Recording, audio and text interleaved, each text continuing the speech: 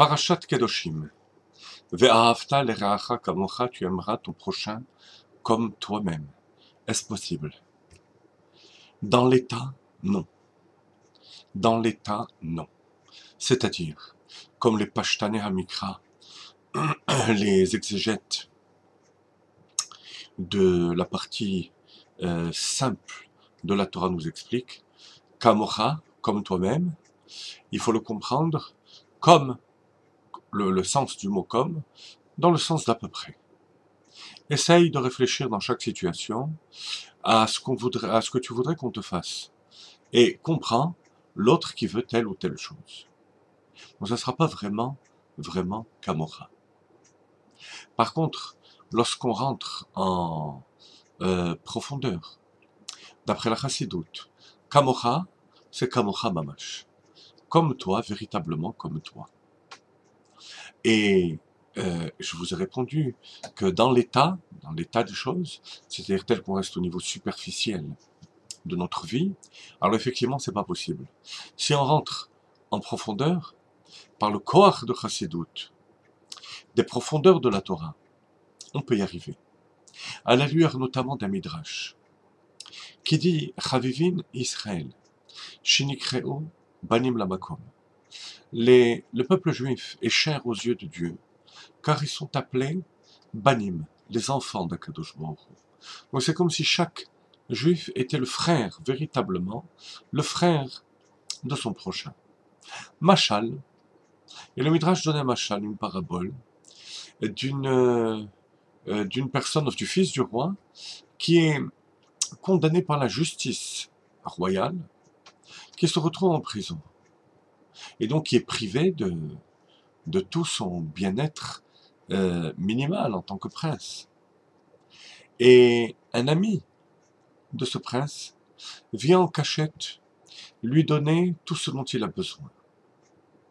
Lorsque finalement le roi l'apprendra, ne lui donnera-t-il pas des cadeaux, dit le Midrash? Est-ce qu'il ne va pas lui envoyer à cette personne d'Oron des cadeaux? Parce que c'est son fils qui est en jeu. Et le fait de voir un de ses sujets prendre à cœur le sort de son fils, comme si c'était son propre frère, le frère de ce sujet, ça fait énormément plaisir au roi. Le problème, c'est comment y arriver. Le Baal HaTanya en fait tout un chapitre.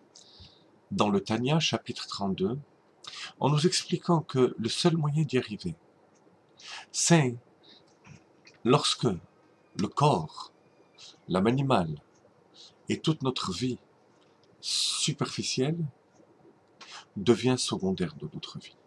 Lorsque je vois l'autre à travers le prisme de ce qui nous apparaît physiquement et matériellement, ben forcément, son sort est séparé du mien.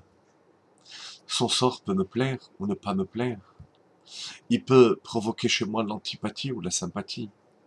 Il y a énormément de réactions qui vont venir en fonction de l'analyse matérielle et physique que je fais de ce prochain. Si par contre le corps, le côté matériel est secondaire, voire méprisé, dit le Baal HaTanya, il reste la Neshama. Au niveau de la Neshama, on est tous un. On peut aller plus loin, en disant que même si quelqu'un s'oppose à nous, pas seulement par sa différence au niveau physique, mais même par sa différence au niveau des idées, et même s'il va à l'encontre de nos propres idées, il reste sincèrement notre véritable frère. Bien sûr, pour arriver à ce niveau-là, il faut produire beaucoup de travail. Mais on a des exemples.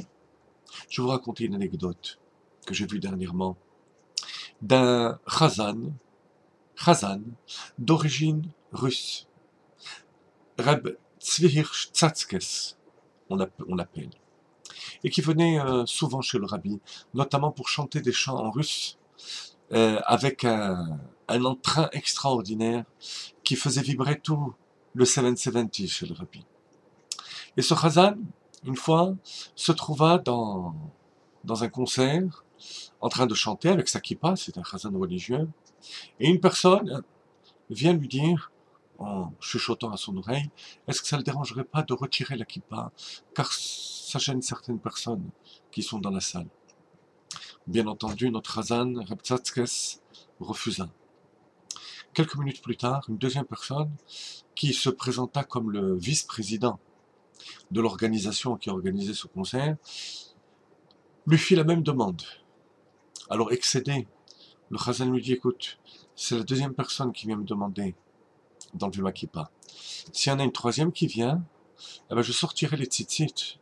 Comme ça, plus personne n'aura de doute que je suis un juif religieux. Parce que, juste après ce concert, le secrétaire du rabbi l'appelle. Il avait l'habitude de ce genre de Ruach HaKodesh, d'inspiration divine du rabbi, et qui lui demande, à travers son secrétaire, le rabbi donc, Rabbi Benjamin Klein, de lui raconter ce qui s'est passé à ce concert.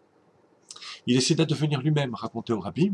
Il lui raconta comment dans ce concert qui était organisé par des juifs non religieux, comment ça s'est déroulé, une personne est venue lui parler.